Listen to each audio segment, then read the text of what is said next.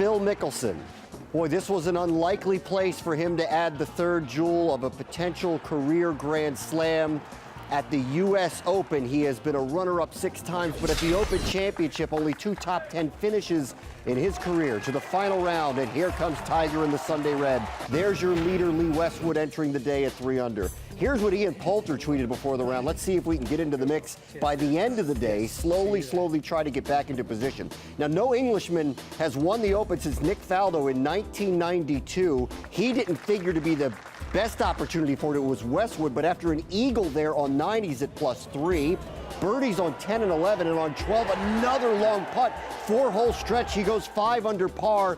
Started in 19th place, and if he won, it would have been the second biggest comeback in major history. That par putt goes wide on 16, though, ends the tournament at 1 over. What a run, just short. Here's Lee Westwood, pars 1 and 2, steady early, trouble on 3, second shot into the gallery. He would bogey that, and to 2 under par he goes. Now for Tiger on the 4th, going for par, misses, bogey, 1 over. To Phil Mickelson now, who started the day 5 strokes off of the lead, even through 4, in some trouble on the 5th, third shot here from the rough, but a nice approach. Now, 7 of the last 13 majors have been won by players who started the day multiple strokes behind, and it was Westwood who had the pressure to try to end that type of run at 2 under for birdie, hits that, and so Westwood now back at 3 under par and felt steady, but on 7 found this bunker and could not get out of it. Hit a tremendous shot to get out on the next stroke, but it did lead to a bogey. Could have been worse. 62nd major opportunity for him. He's still looking for win number 1. For par on 8, a miss. He fell to 1 under, and suddenly the field was wide open. So would Tiger get himself back into the conversation at 2 over from the rough on 11? And Tiger's game just not as steady, anywhere near to what he had the first couple of days into this bunker, led to another bogey. He was 3 over, playing himself out of contention. Taking advantage as Tiger's playing partner on the 8th at 1 over, facing a very long birdie. And he drains that one. He is back to even par. The last player to win the Masters and the Open Championship in the same year, by the way, his playing partner Tiger Woods back in 2005 on the 9th for an eagle.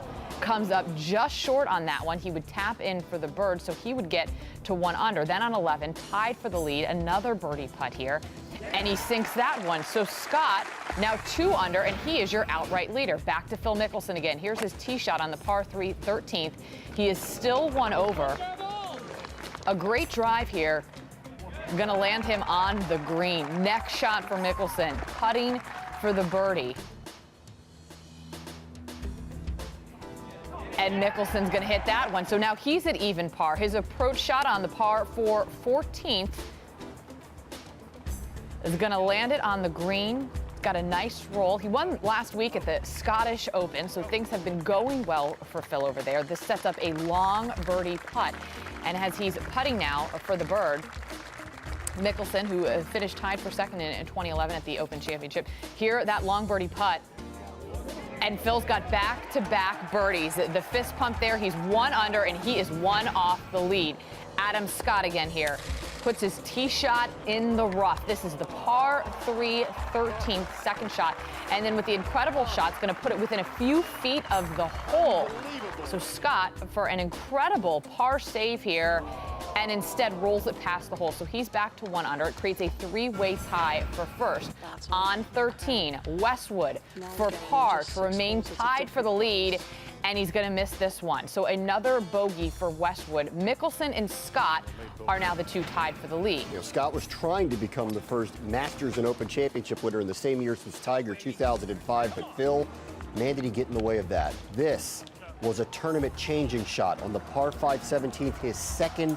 Gets the perfect roll and in position for an eagle opportunity, and it was over if he would end up sinking this putt. Took a long time to size it up, and Mickelson now on top and putting, and we wanted to see how aggressive he would be, knowing that the tournament very much was in play, even with a birdie here. Came up just short, easy tap in, 2 under par, clear leader, and then on 18, another opportunity to seal this with this incredible approach shot. marveling at what he did over the last 6 holes of this. Again, a perfect roll, and it set up yet another birdie opportunity for him. And so Phil Mickelson with a chance to seal it here on 18 with the leader still 4 holes behind him. And Phil Mickelson, who ended up birdieing 4 of his final 6 holes. 5 under 66 on the day as the conditions worsened throughout the day. He finishes the tournament at 3 under par. Here's Doug Bell, who called that putt on ESPN Radio. Slam the door for one of the finest final rounds in Open Championship history on the way. Oh, that goes down! Yes, the double fist pump for Lefty. One hand in the claret jug, the other on his 5th major championship. It's all come together here in your field. The big hug for Bones, an emotional moment for one of golf's all-time greats, Phil Mickelson. Yeah, his longtime caddy Bones, emotional moment there. He was brought to tears. The family, the Mickelsons came out to hug their father, their husband, Phil Mickelson. 3 under par is the winner of the Open Championship. Henrik Stenson from Sweden is your 2nd place finisher at even par. Westwood, an unfortunate 75, and so it eludes him once again. He ends up in a tie for 3rd.